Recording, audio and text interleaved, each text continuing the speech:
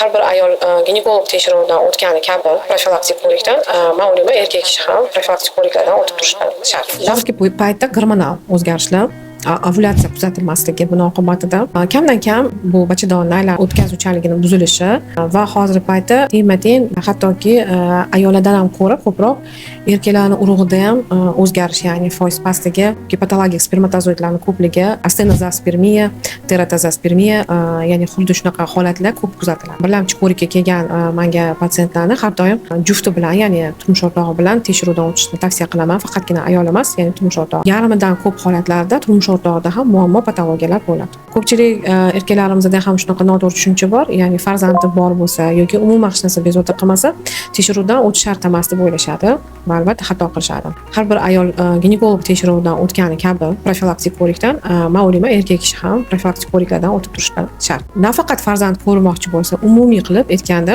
erkaklarda ham prostata bezi adenomasi va boshqa patologiyalar juda ham ko'p uchraydi. Shuning uchun ham bepushtlikning asosiy sabablari ayollar tarafdan gormonal disbalans, erkaklar tarafdan esa urug'ni foizni pastligi. Bunga sabab esa ko'p holatlarda o'tkazib yuborilgan yoshlikdagi kasalliklar yoki varikotseli sabab bo'lishi mumkin.